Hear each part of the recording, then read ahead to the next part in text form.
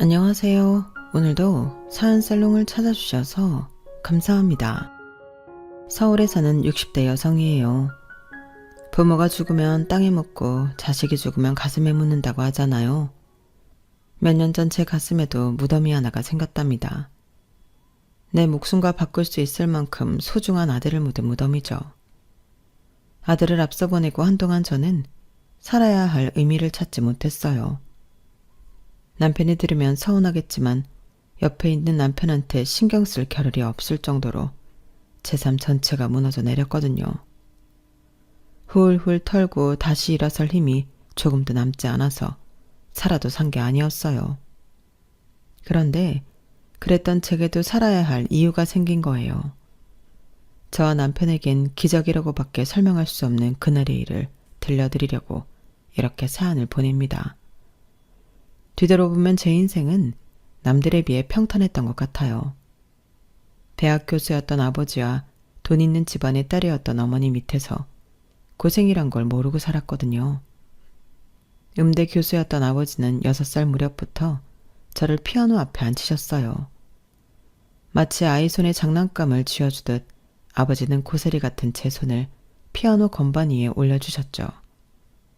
당시에 제가 얼마나 제대로 쳤는지는 기억이 안 나요. 다만 아버지랑 같이 뭔가를 한다는 것에 즐거움을 느꼈던 것 같아요. 당시 음대 교수임에도 불구하고 자식들에게 따로 음악 교육을 하지 않으셨던 아버지였기에 아버지가 손수 제게 피아노를 가르치셨다는 것만으로도 어머니를 비롯해 주변 분들은 많이들 놀라셨어요. 제게는 10살 이상 차이가 나는 언니와 오빠가 있는데 그 형제들에겐 하지 않으시던 걸 제게만 가르치셨으니까요. 그래서 다들 아버지가 계셔서 제게 음악적 소질을 본 게 아니냐는 말들을 했어요. 아무래도 저를 음악 쪽으로 키우려고 하시는 게 아닌가 하고 말이죠. 저 역시도 처음 피아노를 시작할 때는 몰랐지만 조금씩 머리가 커가면서 아버지가 그런 의도를 가지고 계신 게 아닌가 생각하게 되었어요. 사실 음악적 소질이고 뭐건 간에 제게 가장 의미가 됐던 건 아버지가 나한테 기대를 하시는구나 하는 생각이었어요. 그렇게 생각하니 연습을 게을리할 수가 없더라고요. 어떻게든 남들보다 낫다는 걸 증명하고 싶어서 밤낮 없이 연습하고 기대를 저버리지 않으려고 노력했어요.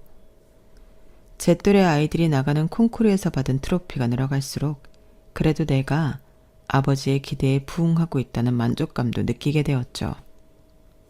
외할아버지께서는 이런 손녀딸을 위해 해외 유학까지 보내주려고 하셨어요. 경자야, 이 할애비는 말이다. 이문이 나지 않는 데는 투자를 안 하는 사람이다. 뼛속까지 장사꾼이거든. 그런데 말이다. 이번만큼은 할애비가 우리 막내 손녀를 위해서 이문과 상관없이 투자를 해볼 생각이다. 그건 네 능력을 믿어서가 아니야. 네 아버지 안목을 믿는 거지. 서운해도 할 수 없다. 하지만 대신 널 위한 투자는 아끼지 않으마. 유학을 가고 싶다면 그게 어디든 보내줄 거고 네가 원하는 피아노가 더 있다면 전 세계를 뒤져서라도 찾아서 사주마. 구두쇠로 알려진 외할아버지께서 전적으로 저를 후원해 주시겠다고 하자 외가 식구들은 다들 엄청 놀라셨어요. 특히 어머니는 누구보다 기뻐하셨죠. 집에 돌아와 아버지께 자랑을 하실 정도로요. 여보, 우리 아버지께서 경자를 밀어주실 모양이에요.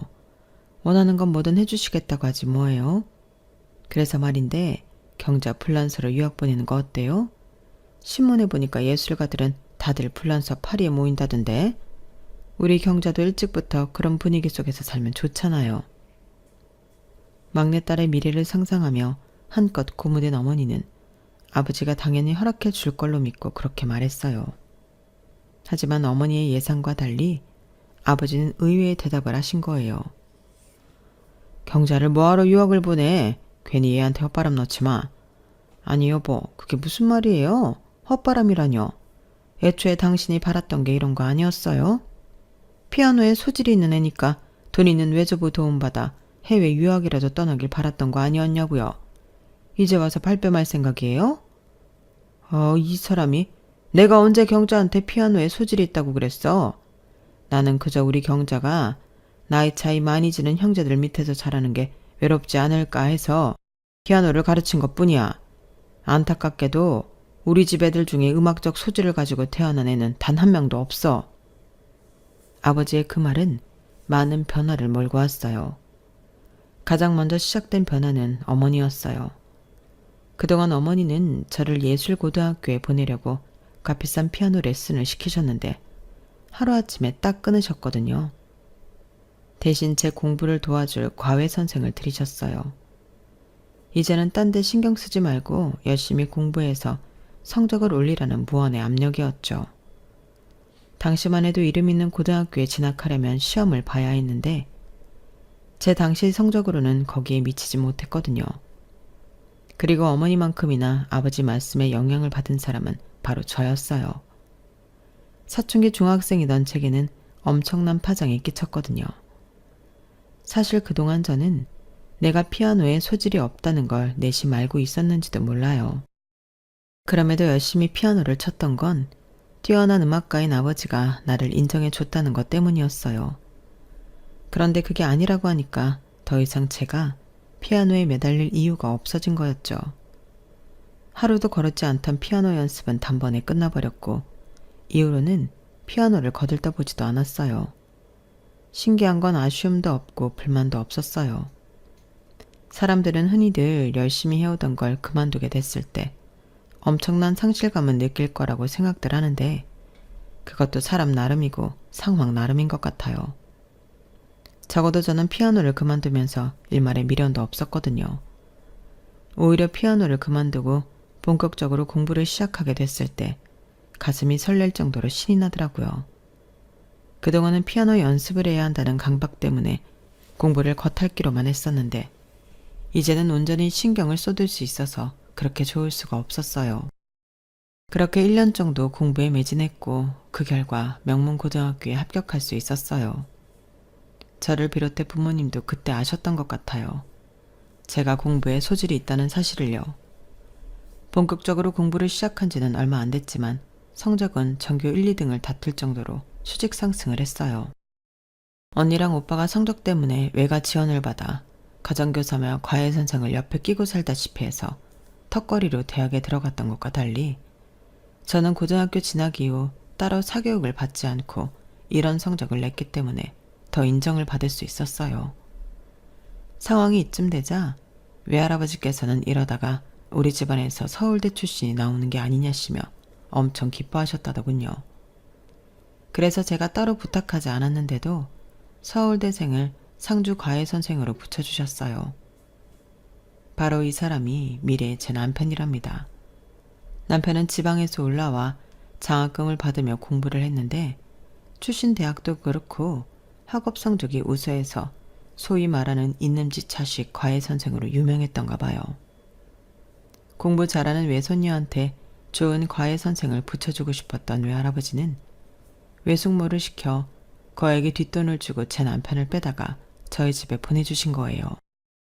나중에 남편한테 얘기를 들어보니 단순히 돈 때문에 거애를 옮긴 건 아니었다고 하더라고요. 원래 상주했던 집 애가 엄청 꼴통이었거든. 부모 기대는 하늘에 닿아 있는데 애는 아직 걸음마도 못하는 수준이랄까? 이런 녀석은 3년이 아니라 30년을 가르쳐도 서울에 있는 대학은 못 보낼 것 같았어. 돈 때문에 그 집에 붙어있긴 하지만 괜히 나중에 욕 엄청 얻어먹겠다 싶었지. 그러던 차에 당신 집에서 연락이 온 거야. 당신 외숙모 얘기를 들어보니 당신이 공부를 곧잘 한다더라고. 이 정도 애라면 서울대 보내는 것도 어렵지 않겠다 생각했지 뭐. 남편 예상대로 저는 서울대 수학과에 합격을 했어요. 친가와 양가 통틀어 서울대 출신은 제가 처음이었기 때문에 집안에서는 아주 난리였죠. 특히 외할아버지께서는 의상실 하나를 다 털어주실 기세로 고가의 옷들을 엄청나게 많이 맞춰주셨어요. 뿐만 아니라 제가 졸업할 때까지 학비는 물론 용돈까지 대주시겠다고 하셨어요. 이문이 남지 않는 장사는 안 한다는 외할아버지께서 제가 이렇게 투자를 하신 데는 이유가 있었어요. 저희 외할아버지께서는 명동에서 사채업을 오래 하셨는데 슬슬 돈 장사를 끊고 부동산 쪽으로 업종 변경을 꾀하고 계셨어요.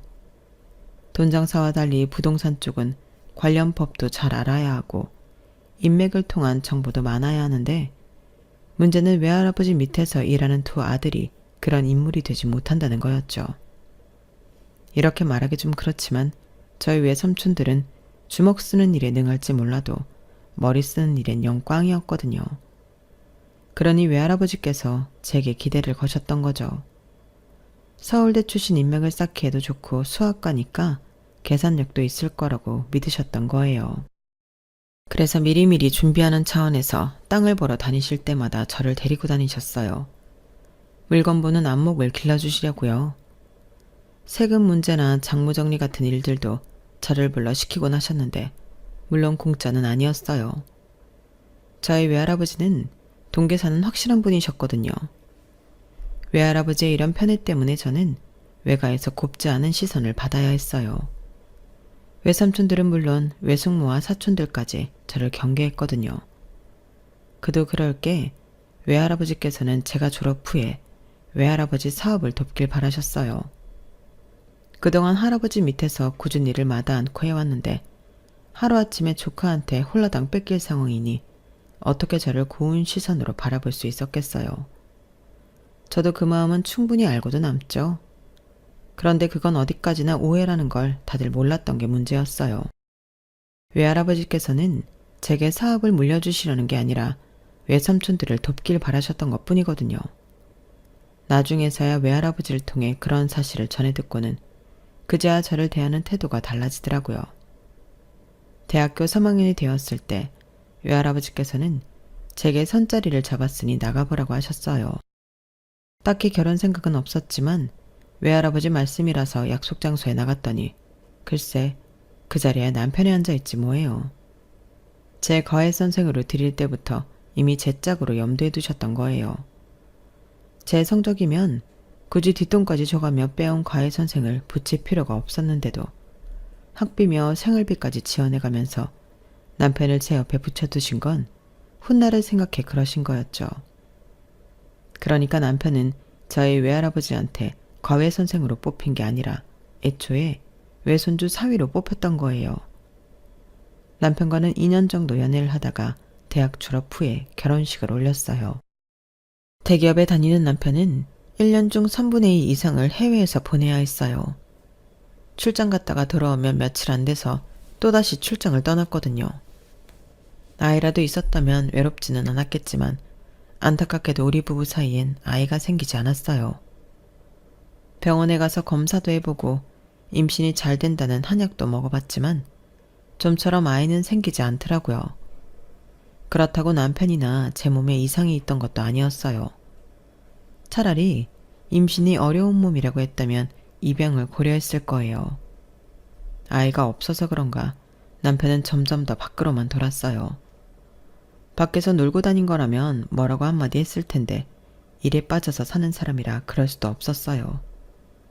살면서 제 생일이나 결혼기념일을 남편이 챙겨준 일이 단 한 번도 없을 정도로 남편은 저보다는 늘 일이 먼저인 사람이었어요. 그래도 남들이 보기에는 이보다 좋은 남편감도 없었죠. 학벌 좋고 직장 좋고 돈도 잘 벌어오는 데다가 시집살이 시킬 시부모님도 없었거든요. 그러니 제가 외롭다고 떠들어댄들 제 말에 귀를 기울여줄 사람은 없었어요. 그럴수록 저는 점점 더 외로움에서 비롯된 마음의 병까지 얻게 되었고요. 수면제가 없으면 잠을 잘 수 없을 정도였어요. 돈이야 많았죠.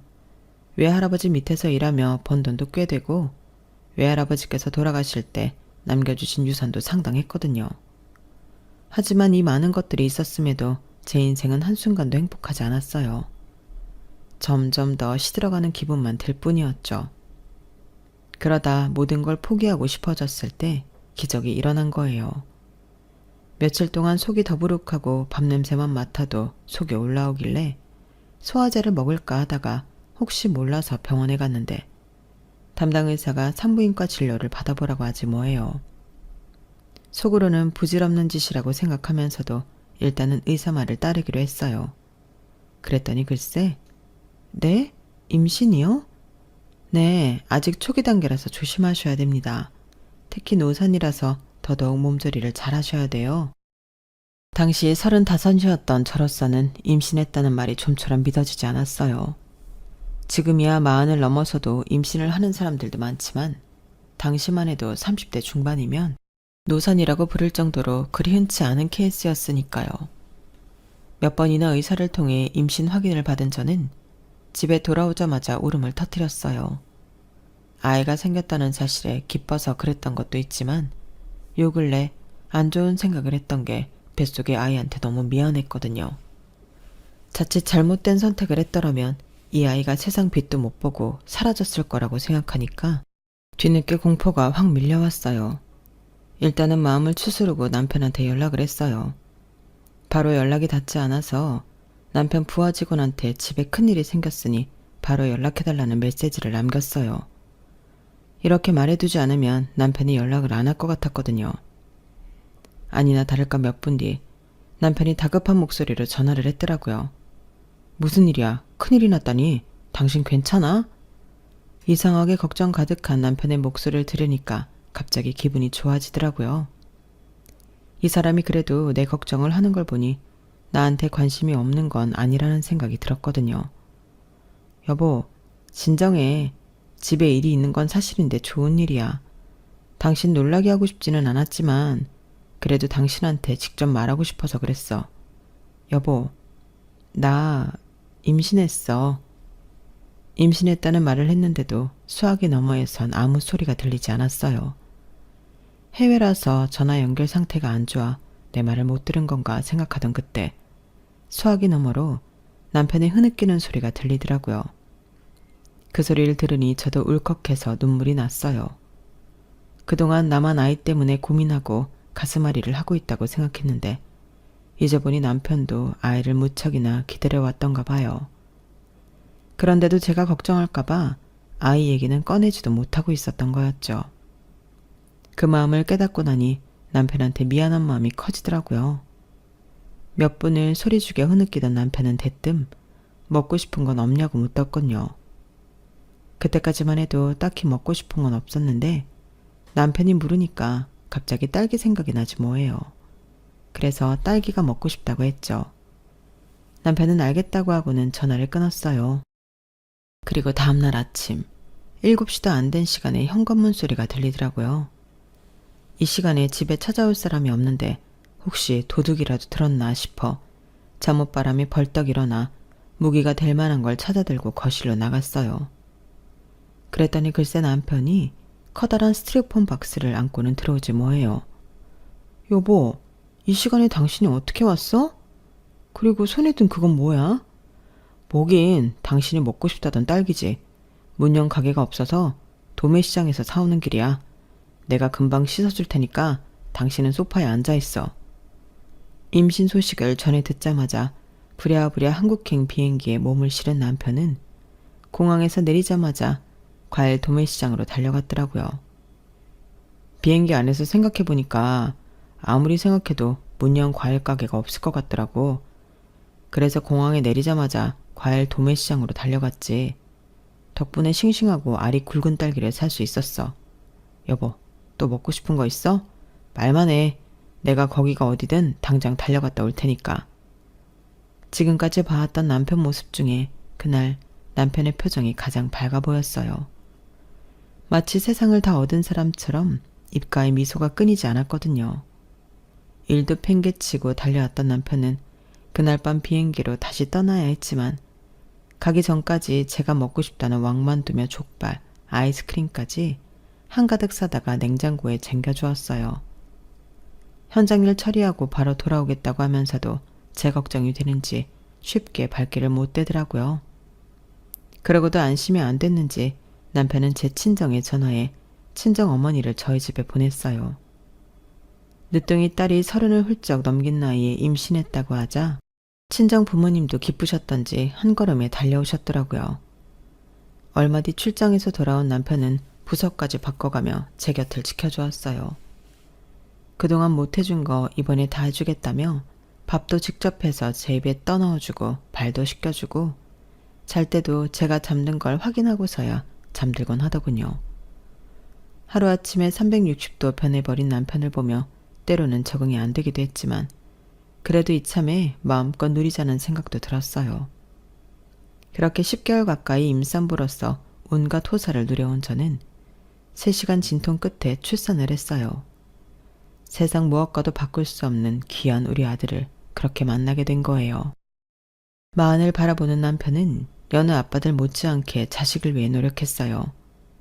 지금처럼 휴대폰에 카메라가 달려있던 시절이 아니라서 남편은 필름 카메라와 8mm 캠코더로 우리 아들의 순간순간을 담기 바빴어요.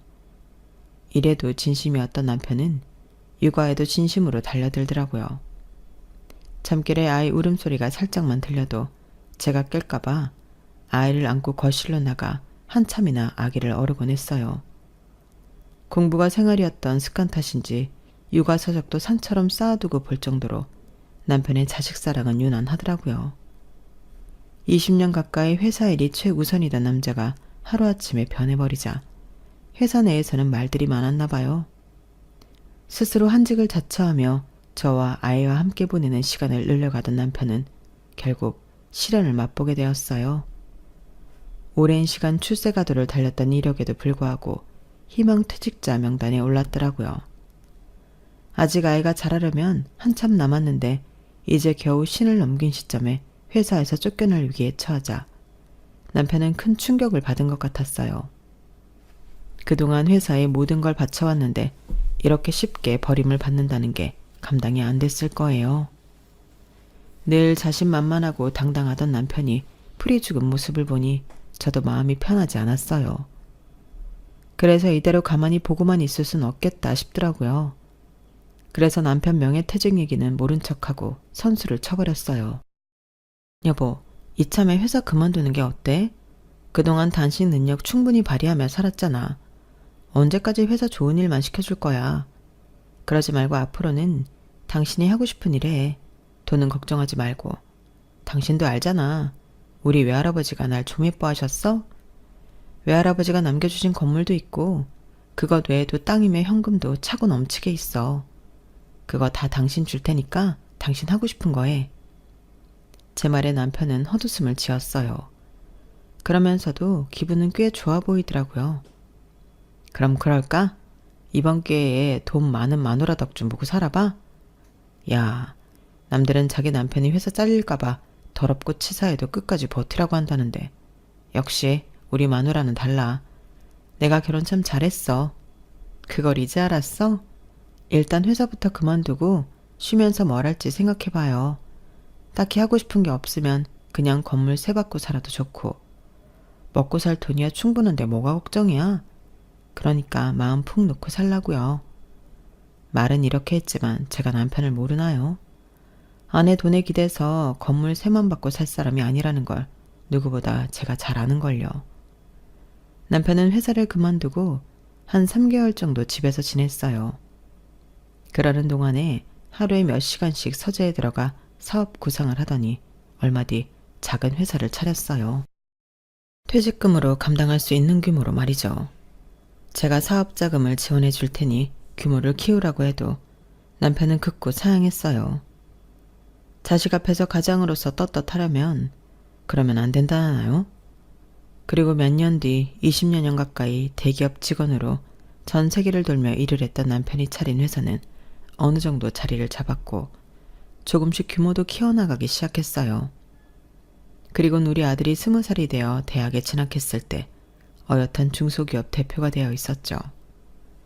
남편을 보니 될 놈은 어떻게 해도 된다는 말이 실감이 나더라고요. 어렵게 얻은 아들은 자라면서 병치레 한 번 없이 잘 자라주었고 지 아빠나 저만큼은 아니었지만 공부도 나름 잘했어요. 누굴 닮아서 그런지 운동을 좋아해서 유치원 때부터 수영, 태권도, 축구, 검도까지 안 가르쳐 본 게 없을 정도였죠. 저나 남편이 하라고 시킨 게 아니라 제가 스스로 하고 싶다고 해서 시켜준 거였어요. 그렇다고 운동을 전공할 만큼의 실력은 아니고 취미로 즐기는 수준이었죠.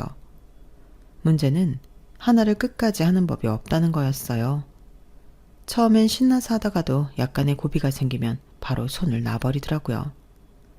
남편도 저도 늦게 가진 아이라서 오냐오냐해서 그런 게 아닌가 걱정이 될 정도였어요. 대학 진학을 앞두고도 며칠에 한 번씩 하고 싶다는 전공이 바뀌는 거예요.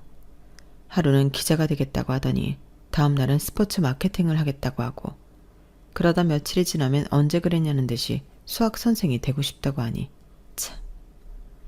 내 자식이지만 이게 나중에 사회에 나가서 사람 구실은 제대로 할지 걱정이 앞서더라고요. 그래서 하루는 남편이 아들을 잡아놓고 한마디 했어요. 이 녀석아, 사내 자식이 돼서는 뭐 하나 끈질기게 하는 것도 없고 툭 하면 생각이 손바닥 뒤집듯 바뀌면 어쩌겠다는 거냐? 이래서야 어떤 여자가 널 믿고 시집을 오겠냐? 네가 네 가정을 제대로 꾸릴 수 있겠어? 뭐든 한번 마음 먹었으면 끝장을 보겠다는 생각으로 덤벼. 크든 작든 성과를 잃어보라고. 그날 태어나서 처음으로 제 아빠한테 한 소리 들었던 아들은 꽤나 충격을 받았던 모양이에요. 그때 이후로는 성급하게 뭔가를 하겠다고 하거나 쉽게 포기하는 일이 없었거든요. 이듬해 아들은 대학에 들어갔어요. 정시로 3군데 썼던 곳 모두 합격을 해서 그 중에 제가 가장 원하던 대학에 진학을 했어요. 사실 남편과 저는 학교 이름을 봤을 때 A대학에 들어가길 바랐는데 아들은 B대학을 선택하더라고요. A대는 담임이 골라준 대학이라 과가 마음에 안 들고 자기가 원하는 과가 있는 대학은 B대라면서요. 그래도 졸업 후 취업을 생각하면 아무래도 더 이름이 있는 A대가 낫지 않을까 해서 아들을 설득해 보려고 했어요. 그랬더니 남편이 말리더라고요. 저 녀석이 인생에서 중요한 첫 선택이야. 나중에 후회를 하게 되더라도 스스로 하게 하자고. 부모가 자식 인생을 대신 살아줄 수는 없잖아. 남편 말이 맞다는 건 알기 때문에 따르긴 했지만 그래도 걱정이 되는 건 어쩔 수 없었어요. 아들이 선택한 전공은 디지털 아트였어요. 남편과 제게는 생소한 과였지만 아들 말로는 앞으로 전망이 있는 과라고 하더군요. 아들의 선택을 믿고 따라주기로 한 이상 딴지를 걸 생각은 없었어요. 그저 내 자식이 온전히 한 명의 사회인으로 제 몫을 다할 수 있기를 바랄 뿐이었죠. 그런 의미에서 아들은 기대 이상으로 잘해주었어요. 대학을 졸업하기도 전에 같은 과 동기들과 의기투합해서 회사를 차렸거든요. 아직 대단히 큰 돈을 벌지 못했지만 지들끼리 뭉쳐다니면서 용돈벌이 정도는 하는 것 같더라고요. 그러다 대학을 졸업하고는 일거리가 많이 늘었는지 집에도 자주 못 들어올 정도였어요. 엄마로서 걱정은 됐지만 그래도 제 자리를 잡으려고 노력하는 아들이 기특하기도 하더라고요. 그렇게 수년을 주말도 없이 뛰어다닌 덕에 아들네 회사는 어느 정도 자리를 잡게 되었어요. 지방 정부에서 하는 행사 일을 맡아서 하기도 하고 대학 축제나 영화, CF 쪽 일도 하는 것 같더라고요. 덕분에 저랑 남편은 영화 시사회 티켓을 선물 받기도 했어요. 그렇게 일에 빠져 사는 줄 알았던 녀석이 하루는 뜬금없이 결혼을 하겠다고 그러더라고요. 내가 인연을 쫓아다닌 끝에 사귀게 된 여자야. 그러니까 엄마, 우리 예지 시집살이 시키면 안 돼. 딸처럼 아껴주겠다고 해놓고 딸처럼 부려먹을 생각도 하지 말고 그냥 남의 집 귀한 딸이라고 생각하고 귀하게 대해줘. 알았지?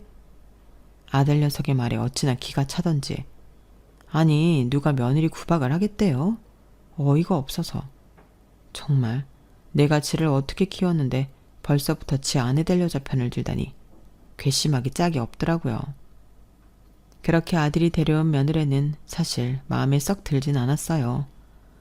뭐랄까 지 할 말 다 하고 사는 애 같았거든요. 빈말이라도 사람 듣기 좋은 말을 할 줄도 모르고 먹기 싫은 건 대놓고 안 먹겠다고 똑부러지게 말을 하더라고요. 남편은 앞에선 고분고분한 척하고 뒤에서 딴소리하는 사람보다 훨씬 낫다고 좋아했지만 그래도 저는 며느리의 성격이 부담스러웠어요. 제가 그런 성격이 못 돼서 그런 건지도 모르겠지만요. 게다가 상견례 때 사돈을 만나보니 더 마음이 심란해지지 뭡니까. 아무리 세상이 바뀌었다고 하지만 그래도 명색이 사돈지간이 될 사람들을 만나는 자리인데 어떻게 옷차림을 그렇게 하고 나온답니까? 집 앞 슈퍼에 라면 사러 가는 사람처럼 다 구겨진 바지에 티셔츠 차림으로 나왔더라고요. 그러면서 자기가 아내도 없이 힘들게 키운 자식이라고 생색은 어찌나 내든지 누구는 뭐 자식을 손쉽게 키웠답니까? 하나부터 10까지 마음에 안 드는 것 투성이었지만 뭐가 그리 좋다고 시종일관 실실거리며 제 신부감을 보고 있는 아들 녀석을 보니 열불은 나도 반대는 할 수 없었어요. 딱히 대단한 예단을 받을 생각도 없었지만 아들이 먼저 선을 긋더라고요. 자기 처가에 돈이 없으니 애초에 예단은 바라지도 말라고요. 그리고 신혼집은 자기가 모은 돈으로 전셋집을 구해 살 거고 집안 살림도 자기가 알아서 채우겠다고요. 아니, 그럼 네 처는 뭘 해온다니? 그냥 몸만 가지고 들어온대? 내가 그러라고 했는데? 엄마, 난 내 가정을 온전히 내 손으로 꾸릴 거야. 예전에 아빠가 나한테 그랬거든. 가장은 아내도 자식도 온전히 책임질 수 있어야 한다고. 엄마한테는 아빠가 있으니까 이제 나는 우리 예지한테 그런 사람이 될래. 엄마, 이해해 줄 거지? 그 아빠의 그 아들이라고. 이런 건 어쩌면 지 아빠를 그대로 닮은 건지 반박을 하고 싶어도 할 수가 없더라고요. 아들을 임신한 이후 남편은 정말 제게 헌신적으로 대해주었거든요. 공주 대접이 무색하도록 받고만 살아온 내가 이제 와서 아들한테는 네 처한테 너무 잘해주지 말라고 할 수는 없는 노릇이잖아요. 그래서 속은 쓰리지만 이해하려고 노력했어요. 마음을 비우고 보니 며느리도 그렇게 막대먹은 애는 아니더라고요. 남편 말대로 뒤에서 딴소리하는 것보다 앞에서 솔직하게 말해주는 게 훨씬 편하기도 했고요. 적어도 앞과 뒤가 다른 애는 아니라는 얘기니까요. 그렇게 조금씩 며느리를 이해하려고 노력하다 보니 불편한 점도 조금씩 줄어들기 시작했어요. 그렇게 1년이 지나고 2년이 지나 우리가 가족이 된 지 3년이 넘어가기 시작했어요. 다른 건 아쉬운 게 없는데 손주 소식이 아직 없다는 게 마음에 걸렸어요. 저희 부부가 애가 안 들어서 마음고생을 했던 게 생각나서 애들한테 눈치를 주지 않으려고 부단히 노력을 했는데 그러다 보니 제가 속병이 나겠더라고요.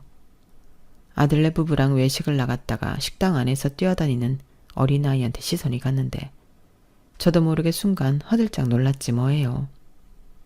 아무도 뭐라고 하지 않았는데 저 혼자 며느리한테 눈치 준 것처럼 보이면 어쩌나 걱정을 했지 뭐예요. 이런 걱정은 아파트 단지를 지날 때도 그렇고 며느리랑 차를 타고 가다가 초등학교 앞을 지나면서도 그렇고 수시로 하게 되더라고요. 손주가 태어나기 전까지는 남모를 이런 걱정을 하고 살아야 되나 한숨이 다 났어요. 그러면서 한편으로는 나도 이런데 당사자인 며느리는 오죽하랴 싶더라고요. 그래서 더 며느리한테 마음을 쓰게 되었어요. 그 일이 있기 전까지는 말이죠. 하루는 아들 녀석의 전화에서는 중대 발표가 있으니 저희 부부 보고 꼼짝 말고 집에 있으라고 그러지 뭐예요. 순간 머릿속에선 이혼이라는 단어가 떠올랐지만 아들 녀석 목소리가 밝은 거 보면 그건 아니다 싶었어요. 20분이면 도착할 거라는 아들 녀석이 집에 도착하기 전까지 저도 남편도 내심 전전긍긍이었어요. 그런데 이 녀석이 온다고 한 지가 언젠데 1시간이 지나도 감감무소식이지 뭐예요. 그렇게 3시간 가까이 남편과 저는 꼼짝 않고 집에서 아들을 기다렸어요. 그런데 그때 모르는 번호로 전화가 온 거예요. 그리고는 믿을 수 없는 말을 하더라고요. 제 아들 내외가 교통사고를 당했는데 병원으로 바로 와달라고요. 얼마나 다쳤냐고 물어도 대답은 않고 빨리 오라는 말만 반복하길래 남편과 택시를 타고 병원으로 향했어요. 그리고 그곳에서 듣게 된 건 아들의 사망 소식이었어요. 병원에 도착했던 순간부터 의식은 없었다며 뭐라고 길게 얘기를 하는데 그딴 건 귀에 들어오지도 않았어요. 세상을 다 준데도 안 바꿀 귀한 내 자식이 세상을 떠났는데 그 외에 다른 말들이 무슨 소용이 있겠어요. 하늘이 무너진 것처럼 막막하고 가슴을 돌덩이로 내리친 것처럼 아려왔어요. 제가 바닥에 주저앉아 주먹으로 가슴을 치며 오열하는 바람에 정작 남편은 소리내 울지도 못했어요. 저까지 잘못될까봐 옆에서 전전긍긍이었죠. 그때까지는 정신이 없어서 아들 녀석과 함께 타고 있던 며느리 생각은 하지도 못했어요. 장례식을 진행하면서 며느리가 보이지 않아 그때서야 남편한테 며느리는 어디 있냐고 물었더니 병실에 입원해 있다고 했어요. 다행히 며느리는 찰과상만 조금 입었을 뿐 따로 다친 곳은 없다더라고요. 그런데 그 말을 들으니 더 화가 나는 거예요. 내 아들은 죽었는데 며느리는 고작 찰과상이 다라고? 심보를 이렇게 쓰면 안 되는 건 알지만 그래도 그땐 어쩔 수 없었어요. 내 아들의 죽음이 너무도 크게 느껴졌으니까요. 그렇게 멀쩡하면 지 남편 장례식에는 와야 할 거 아니에요. 어떻게 지 남편이 죽었는데 코빼기도 안 보이냐고요? 서운한 마음에 소리를 쳤더니 남편이 그러는 거예요. 그게 며느리가 충격이 커서 그런지 기억을 잃은 것 같아. 의사 말로는 일시적인 기억 상실일 거라는데 언제 기억이 돌아올지는 기약할 수가 없대. 그러니 장례식은 우리 둘이 치릅시다. 그렇게 남편과 둘이서 아들 장례식을 치르고 이틀간은 도저히 기운이 안 나서 침대에 누워 있었어요. 그랬더니 남편이 같이 병원에 좀 가보자고 그러더라고요. 싫어요. 내 아들은 죽었는데 살아남은 며느리를 보러 가자고요? 내가 왜요? 경찰이 하는 말 못 들었어요? 발견 당시 우리 애가 며느리를 감싸고 있었다잖아요. 그게 무슨 의미겠어요? 지 아내 살리자고 내 아들이 죽었다는 얘기 아니냐고요. 내 아들이 목숨까지 바쳐서 살려냈더니 기억 잃었다는 핑계로 내 아들 마지막 가는 길 배웅도 않고 속편하게 잠만 잘 자고 있잖아요. 그런 애를 내가 왜 찾아가야 돼요? 안 가요. 안 간다고요. 고래고래 소리를 지르고는 이불을 뒤집어 썼어요. 그랬더니 남편이 다가와 제 등을 쓸어주며 그러더군요. 며느리가 기억에 들어오면 그땐 우리보다 더 힘들 거야. 당신 곁에는 나도 있고 내 곁에는 당신이 있지만 며느리한테는 아무도 없잖나. 작년에 친정아버지 세상 떠나고 아무도 없는 앤데 우리라도 돌봐야지. 우리 친석이가 하늘에서 보면 얼마나 야속해 하겠어. 며느리 위한다 생각 말고 내 아들 마음 편하게 해주자 생각하고 가보자고. 남편은 치사하게 우리의 얘기까지 꺼내며 제 등을 떠밀었어요. 그렇게 찾아간 병실에는 며느리 혼자 덩그러니 누워있더라고요. 다른 병상엔 가족으로 보이는 보호자들이 와 있는데 며느리 병상엔 아무도 없었어요. 그걸 보니 가슴이 뭉클하기도 했지만 저희 부부를 보고는 멍하게 바라보는 며느리를 보자 한숨이 났어요. 이제 하다하다 기억을 잃은 며느리 병수발까지 해야 하나 싶었거든요. 마음 같아선 손가락 하나 까딱하기 싫었지만 그래도 눈앞에 보이는데 두 손 놓고 있을 수가 없어서 남편과 함께 1층 편의점에 가서 필요한 물품을 사왔어요. 냉장고에 마실 거랑 과일도 채워두었고요. 그런데 그때 며느리 주치의가 왔더라고요. 우리 보고 부모님이냐고 묻길래 시부모라고 했더니 의사가 며느리 눈치를 살짝 보더니 밖에서 얘기 좀 하자고 했어요. 그래서 따라 나갔는데 글쎄 아드님이 아내분과 뱃속의 아기를 살리려고 끝까지 아내분을 안고 있었나 봅니다. 그 말에 전식이 번쩍 든 저는 의사한테 되물었어요. 그게 무슨 소리예요? 뱃속의 아기라뇨? 모르셨어요? 며느님 임신 5주차입니다. 그 말을 듣는 순간 남편도 저도 눈물이 터져 나왔어요. 내 아들 잡아먹은 며느리라고 속으로 그렇게 욕을 했는데 내 아들이 지킨 건 어쩌면 자기 자식인지 모른다는 생각에 괜히 며느리한테 미안하기까지 하더라고요. 남편을 따라 병원에 올 때까지만 해도 세상 만사가 다 귀찮고 그냥 아들 따라 가고 싶다는 생각뿐이었는데 간사하게도 임신을 했다는 의사의 말에 없던 기운이 솟아나지 뭐해요. 그 길로 며느리가 누워있는 병실을 달려가 며느리를 안고 펑펑 울었습니다. 얼마 뒤 며느리는 퇴원을 했고 아들 녀석과 함께 살던 집에 혼자 둘 수가 없어서 남편과 제가 수시로 찾아가 말벗을 해주었어요.